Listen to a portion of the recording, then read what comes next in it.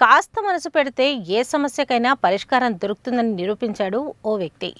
సృజనాత్మకత ఉంటే దాని విభిన్న ఆలోచనలతో అద్భుతమైన ఆవిష్కరణలకు దారితీస్తాయని చాటి చెప్పాడు. సోలార్తో నడిచే బైక్ తయారు చేసి తన టాలెంట్ను నిరూపించుకున్నాడు. నల్గొండలో చక్కర్లు కొడుతున్న సోలార్ బైక్పై ఫోకస్. పల్సర్ బైక్పై నల్గొండలో చక్కర్లు కొడుతున్న పెద్దాయన పేరు షరీఫ్. నల్గొండ పట్టణంలో ఈయన కొన్నేళ్లుగా వెల్డింగ్ షాప్లో మెకానిక్గా పనిచేస్తున్నాడు. చాలా ఏళ్లుగా వాడుతున్న తన పల్సర్ బైక్ ఇంజన్ పూర్తిగా పాడవటంతో మరమ్మతులు చేయించటానికి 15,000 రూపాయల దాకా ఖర్చు అవుతుంది.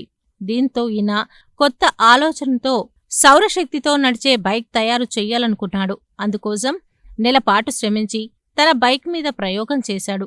ఫలితంగా అతి తక్కువ ఖర్చుతో సోలార్ బైకు తయారు చేశాడు. సోలార్ బైక్ కోసం పాడైపోయిన బైక్ ఇంజన్ తీసివేసి దాని స్థానంలో 12 వోల్టులు కలిగిన 4 బ్యాటరీలను అమర్చాడు. బ్యాటరీల కోసం 30,000 వరకు ఖర్చయింది. 5 నెలల బ్యాటరీతో బైక్ నడిపి 4 గంటలు ఛార్జింగ్తో 40 కిలోమీటర్లు వచ్చేది. ఎక్కువ దూరం పోవాలంటే బ్యాటరీ సరిపోవటం లేదని ఒక సోలార్ ప్యానెల్ బైక్పై ఏర్పాటు చేశాడు. ఇందుకోసం మరో 10,000 రూపాయలు ఖర్చయింది. ఎలక్ట్రికల్ వెహికల్, మోటార్ బ్యాటరీ సైతం బ్యాకప్ కోసం ఏర్పాటు చేసుకున్నాడు. మొత్తం 40,000 రూపాయల ఖర్చుతో సోలార్ బైక్ ఏర్పాటు చేసుకున్నాడు. ఎలక్ట్రికల్ బైక్ మాదిరిగానే ఈ బైక్ కూడా బ్యాటరీతోనే నడుస్తుంది. ఛార్జింగ్ స్టేషన్లో కానీ ఇంట్లో కరెంటుతో కానీ ఛార్జింగ్ పెట్టుకోవచ్చు. ఛార్జింగ్ అందుబాటులో లేకపోతే సోలార్ ప్లేట్ల ద్వారా సూర్యకాంతితో ఛార్జింగ్ అవుతుంది. సోలార్ బండి తయారు చేసుకుని తాను నల్గొండలో చక్కర్లు కొడుతుంటే అందరూ అది నీడ కోసం అనుకున్నారని, ఎండాకాలం అయిపోయిన తర్వాత కూడా అలాగే తిరుగుతూ ఉండటంతో అప్పుడు నల్గొండ ప్రజలు ఏంటిది అని అడగడం ప్రారంభించారని, దీంతో సోలార్ బైక్ తయారీ విధానం వివరించటం జరిగిందని మహమ్మద్ షరీఫ్ తెలిపారు. తనకు అవకాశం ఇస్తే మరెన్నో అద్భుతాలు సృష్టిస్తానని చెబుతున్నాడు. నాది బైక్ పల్సర్ బైకు. నేను మామూలుగా బ్యాటరీ బండి తయారు చేయడానికి కారణం ఏంటంటే ఇంజన్ ఖరాబ్ అయిపోయింది. సో ఇంజన్కి మళ్ళీ రిపేరింగ్ పైసలు పెట్టాలి కదా, అదే పైసలు బ్యాటరీలకు దానికి మోటార్ కంప్లీట్గా పైసలు పెట్టేసి దాన్ని ఒక విధంగా బ్యాటరీ బండిగా తయారు చేశాను.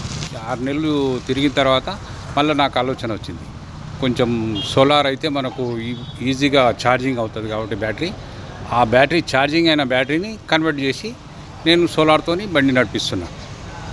మామూలుగా బండి మాత్రం ఫుల్ ఛార్జ్ పెడితే 40 కిలోమీటర్లు వెళ్తుంది. ఆ తర్వాత మళ్ళీ నేను ఎండ ఎప్పుడైతే బాగా వేడెక్కుతుందో అక్కడి నుంచి నేను సోలార్లోంచి మళ్ళీ నేను బ్యాటరీకి కన్వర్ట్ చేసుకొని మళ్ళీ ఒక 20 కిలోమీటర్స్ ఈజీగా నేను దాని మీద సోలార్ మీద తిరుగుతాను. తర్వాత 40 కిలోమీటర్స్ ఇది ఉంటాయి కదా, మామూలుగా ఇంజన్ది 40 కిలోమీటర్స్ నేను ఛార్జ్ చేసింది ఉంటుంది.